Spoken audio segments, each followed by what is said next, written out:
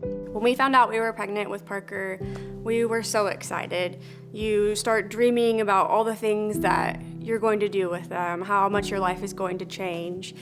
You can't wait to snuggle them and kiss them and feed them in the middle of the night. We didn't know that we wouldn't be able to do those everyday things that everyone takes for granted.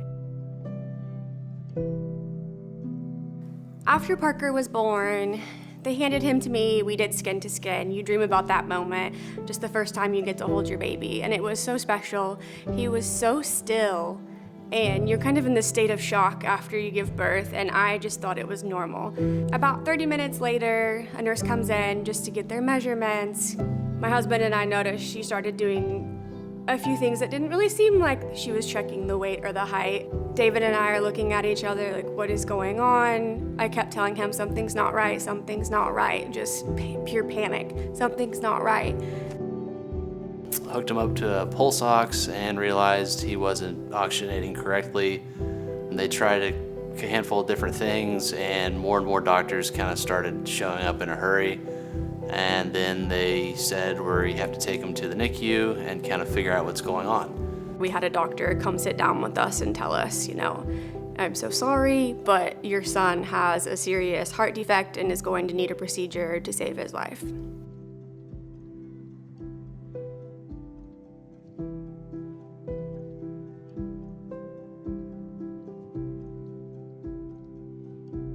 He was able to go in, open his chest while they were doing CPR for 30 plus minutes, find this tiny rupture in what is about the size of a spaghetti noodle, sew it up, stop it, stabilize him, close him up and save him. So it was not the news we wanted, but the fact that he was still alive after all that was a miracle in itself, and the life-saving measures that doctor pulled off was pretty incredible.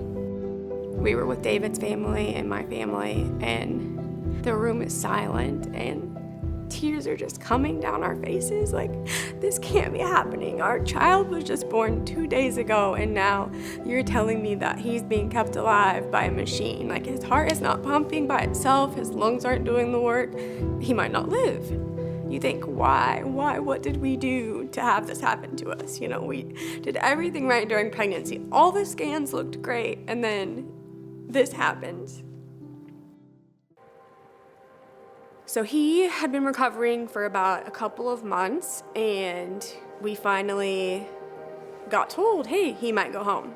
But before he goes home, we're gonna do another cath procedure just to kind of check up on his heart, see where it's at, see if his body can handle the next open heart surgery. They did the cath procedure, and his heart was much worse than they anticipated. And that's when we found out that he would need a transplant. They tried everything to not go the transplant route, knowing how serious it is and how long the wait could be, and knowing his current status, could he survive the wait? I think they said of all the pediatric transplants, I think 40% don't make it through the wait. So you have to go in with a mindset that it's out of our control, there's nothing we can do, but we have to keep him alive. Keep him alive as long as we possibly can so that he can get this life-saving transplant. The hospital had this program called Beads of Courage, where they hand out little beads, just kind of as a memento of everything that your child has been through, they're getting these little beads. And when we first got to the hospital, we received a fish bead, and the fish bead was basically, you've traveled far to be here, and now you're on this journey, and you might hit some waves, but you can overcome. And we love Finding Nemo, so we thought, you know what, Parker, just keep swimming. Just get through this one wave, and you can do it. We were in the hospital for 300 days, and on the 300th day, we finally got told that there was a heart for Parker. It's such a weird mix of emotions because, someone else's child has passed away. But they made a decision during that time that is now saving my child's life and other children's lives. So gosh, you can't help but just be so emotional because you're so happy this time has finally come for you, but then you also think about that other family and you just don't know how to feel. After a couple hours, our transplant team walks in, and our transplant doctor is holding a strip of paper, and he brings it over to us, and you can see the heartbeats.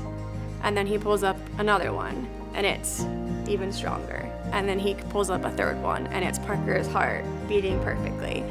And I will never forget him showing us those, because that was the sign we needed. Parker's new heart was beating perfectly, and the surgery went off exactly how it was supposed to be. It just couldn't have gone better. If you see Parker today, he is the most joyful human you will ever meet. He is just the strongest little boy who is full of so much determination, so much grit. You know, we heard so many times, I don't know if he's going to make it. I don't know if he's going to make it. But you have to just keep swimming and pray and trust and hope, and you can do it. Once we got back in town, we became connected with the American Heart Association. Their mission and everything that they do is so much more important to us because of our son and his experiences. They do amazing research. Their research is going to benefit Parker for the rest of his life. Their mission of healthier, longer lives is our mission for Parker too, and we want him to have the healthiest, longest life that he can live.